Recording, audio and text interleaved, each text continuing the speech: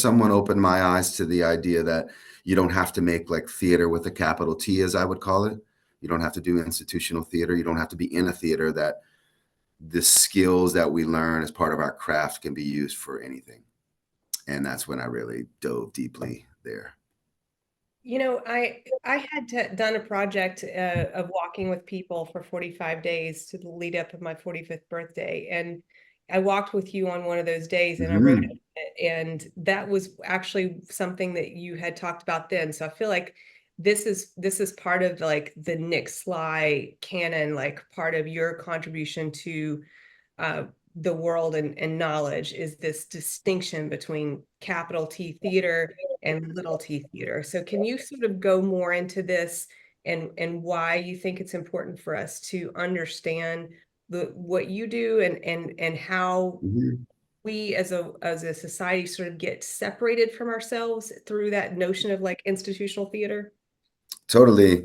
I want to say first, I have to thank my students and the place that inspires me so much, the city of New Orleans, for this distinction, really. Um, I began to notice, being in New Orleans, that there was theater everywhere, that there was like live, vibrant culture everywhere I stepped, outside of my home, on the street, just everywhere I went.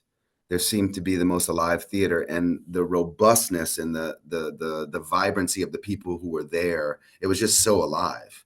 And I was realizing that when I went into the theater, that sometimes I was having that experience, but for the most part, that's not what was happening in my body. There really wasn't as much electricity. And I also started to notice that the students that I teach at Nunez Community College were never in the theater shows that I went to. And I just realized during that moment that I was teaching theater, and no one had ever taught me the meaning of the word. So I simply started investigating the meaning of the word and realized that that word means to see or witness in a place, or the witnessing place. And so when I discovered that, I learned that all of my instincts in my body were actually true. That this capital T theater that I call the institutional theater, the bricks and mortar theater, the theater where you sort of dress up, you buy a ticket, you go and see the show. That a lot of times, not all the time, but a lot of times, it did not bring to me the same sort of emotional landscape as the little T theater, which was the witnessing place.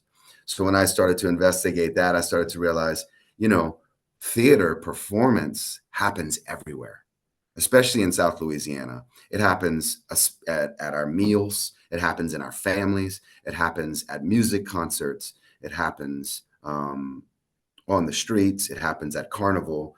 And that a lot of the things about the institutional theater that really don't provide access to everyone started to bother me a little bit.